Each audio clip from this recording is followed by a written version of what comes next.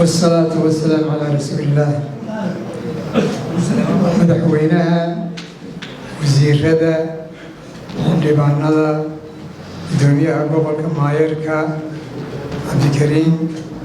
ganacsatada aqoonyahanka martidayna joogtay ajnabiga safaarada ka socda iyo hay'adaha guddiga muwaadiniinta salaam assalaamu calaykum wa rahmatullahi wa barakaatuh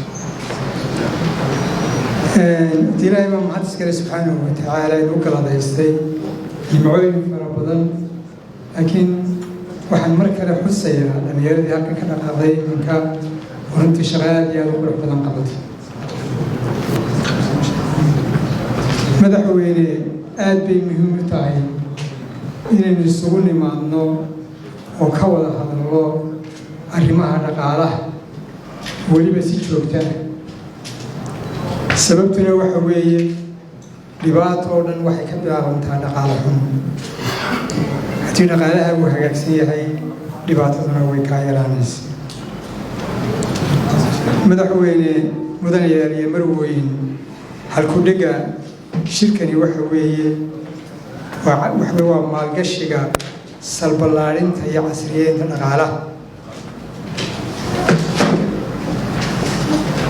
madaxweyne beryahan dambe wax kasta waxaa loo samaystay cabir lagu cabiro markaa waxaa jira cabir lagu cabiro diversificationka dhaqaalaha amba salballaarinta amba intuu salballaaran yahay dhaqaalo cabirkaa waxaa la yidhaahdaa global economic diversification index baa la yidhahdaa cabirkaasoo 3 shay buu eegaa waxa weeye waa wax soo saarka waddanka siduu salballaaran yahay ma hal shay buu soo saaraa ma laba buu soo saaraa ma kun buu soo saaraa waddamo wax buu soo saaraa qodobka kalena waxa weeye waa ganacsiga cabirkaas wuxuu eegaa waddankaas ma hal shay buu dibadda u diraa ma dhoofiyaa ma 10 buu dhoofiyaa ma 100 buu dhoofiyaa muxuu dhoofiyaa sanadkan ku jiro 2023 89 waddan baa cabirkaa laga qaaday waxaa ugu horreeyey safka hore kaga jiray 4 waddan ee ah waddanka Mareykanka iyo waddanka Shiinaha iyo waddanka Germany iyo waddanka UK afartaas waddamada kale horumaray ee Yurub runtii laftigooda kamay fogeyn markaa madaxweyne haddii aynu isweydiino inagu kumaynaan jirin waddamadii daraasadda laga qaaday laakiin haddaynu isweydiino halkaynu ka gelaynaa arrimaha wax soo saarka iyo wax dhoofinta iyo dakhliga dowladda markaynu eegno kaybaynu ka gelin kaalintiin maxay noqonaysaa waa mid salballaaran baa mise waa mid laga yaro ku taagan haddana ku siiyaro durko arrinkaas madaxweyne daraasad World Bank ay sameeyeen waxay ku caddeeyeen in dhaqaalahayna 8% si toos uga yimaado xoolaha si dadban marka loo eego intaa uu ka badan yahay laakiin sida tooska waa 8% ganacsigu waa 2%, beeruhu waa 7%, industry-gu waa 2% keliya, mining amba macdintu waa almost 0, beeruhu waa almost 0. marka halkaa waxaa ka muuqda wax soo saarkeena marka la isdul taago wuxuu ku taagan yahay 2 lugood oo keliya waa lugta xoolaha iyo lugta ganacsiga xagga ganacsiga salballaarintiisa haddaynu sila dul taagno madaxweyne 90% taqriiban waxaynu dhoofinaa waa xoolo weliba suuq gaara u badan oo taga hal suuq oo keliya marka taa lafteeda halkaa waxaa ka muuqda siduu u saldhuuban yahay ganacsigeedu arrinka ku saabsan dakhliga dowladda iyo meel uu ka yimaado iyo inta salballaarintoodu ay leeg tahay dakhligeenna 5% kasta buu ka yimaadaa inta kale waxay ka timaadaan inland revenue marka isaga laftigiisu runtii aad iyo aad u saldhuuban yahay inta badan waddanku ka horumarisan yahay uu ka salballaaran yahay dhaqaalihiisu waddanku ka saboolsan yahay dhaqaalihiisu uu ka salyaryahay waxaa jira cilaaqaad ka dhaxeeya horumarka iyo salballaarinta dhaqaalaha iyo horumarka iyo casriyeynta dhaqaalaha. haddaynu isweydiino dhaqaalaha salballaarin muxuu faa'iido leeyahay, maxaynu u doonaynaa dhaqaalaha inaynu salballaarin? qodobka ugu horreeya waxa weeye haddii dhaqaalaha uu salballaaran wuu ka adkaysi badan yahay. hadday duruufo ku yimaadaan wuu iska xejinaya, laakiin haddii uu salkiisu uu dhuuban yahay wax laga yaabaa in shay kaliya oo isbeddel ku yimi oo aan gacmahaagaba ku jirin uu dhaawac weyn u keeno dhaqaalaha. mudanayaal marweyn dhibkiina soo maray 2019 ka dhashay coronaviruska, wadamadii ugu salka ballaarnaa dhaqaalaha ugu salka ballaarnaa ayaa ugu horreeyay wadamadii ka soo kabtay. wadamadii salka dhaqaalahooda u dhurnaa mudday ku qaadatay inay ka soo kabtaan. su-aasha markaa isweydiin karay waxa weeye maxaynala gudboon si dhaqaalaheenna aynu u salballaarino oo u casriyeenno, maxaynaga hortaagan? madaxweyne mudanayaal iyo marweynan waxay ila tahay ilaa 9 shay baynu u baahan in wax ka bedelno haddaynu doonno dhaqaalaha inaynu casriyeenno oo salballaarino.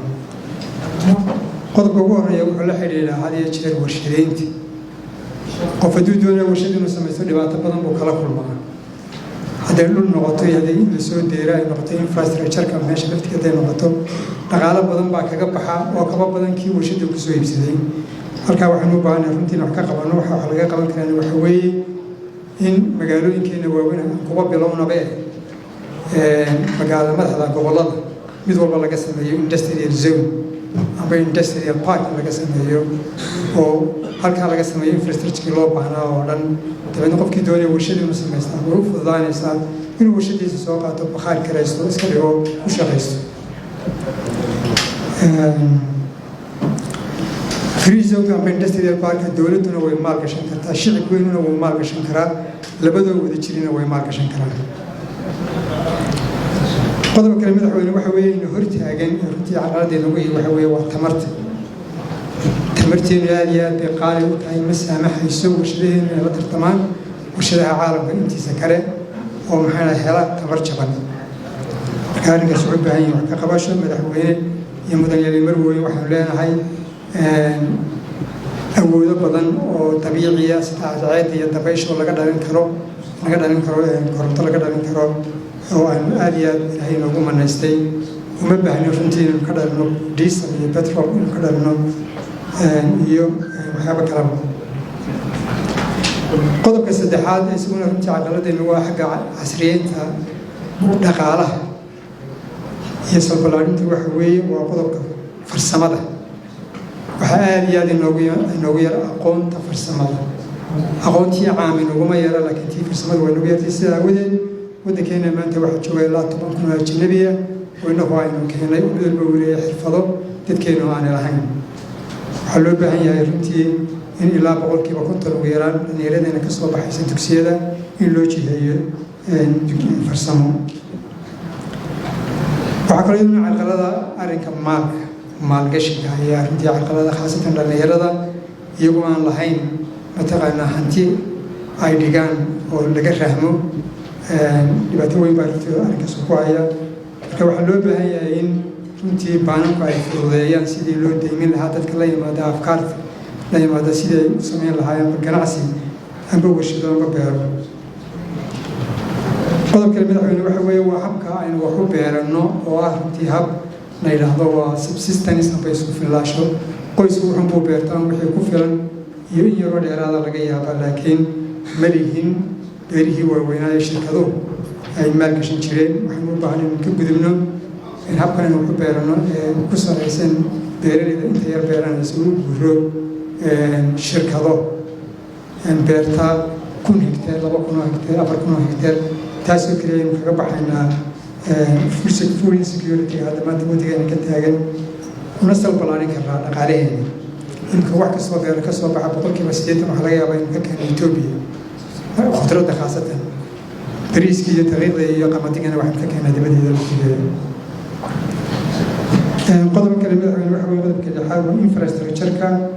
khaasatan xagga wadooyinka iyo biyaha. labadaas oo runtii aad bay inoogu yaryihiin. waxaa jira meelo fara badan وهدي أهان لهاي وضو وحبة كسوكورين هاي دقارين أنا قال لها إلى مدح وين حاجة لو فينته سنهار صور شيء قريب إنه لو فينا هلا لو حصور رعا حوجي حرقة صور رعا يجرو بيئة يقلبت ويا المدينة كان يسكب يرادين وعنو بعني الحورين السوق الرادينو سي حديث سوق أي مكانه حورين يقولوا فينا تي واحد نجابي معتان أنا مالك لو هلا يقولوا فينا لفت كده وحنو بعنا يمكن حوري النول بينو فينا يقولوا فينا إنه يهرب له فينا إنه ما حين هذا وحبا مقال الجسم يهرب له فينا كبيه سومان كيش هذه وحير له فينا أي نوع من نرجع الفاليو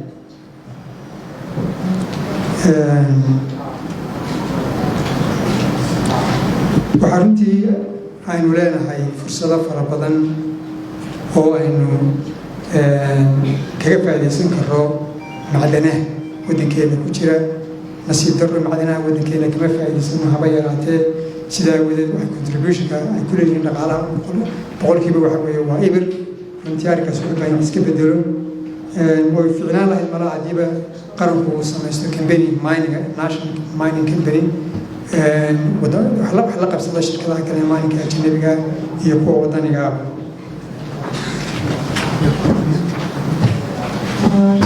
أريك الله إلى الدولة ورمتي غير أنت بدل وكيم هذا إيش كسرنا إذا لفت إذا وحلو بعين لسلب اللاريو لسلب اللاريو معناه إذا وحوي لو جورو إن لاند ريفنيو كان بعشرة بري سي عشرة بري لو وحلو بعين وضع شغينا يا كان عستضر وكان عستضر بحيان عشرة معاش المعاش كان بحيان عشرة شغالها بحيان عشرة كذا يمكن إن بحيان هي لو بعين دي تايم هلو مركا وصلب اللارنا تونا تخريجا دولة الحياة دولة وصل مدحوين سجالك أرمود صوت المامي هدي أن وحكي خبرنا وين اللوبة إن وحكي خبرنا قشنا كيالنا وليبا قشاسنا وعد هذا غير مسؤولية هذا قاعد إنسان هديت هاي دولتي هديت هاي شركة هديت هاي كان مستضرع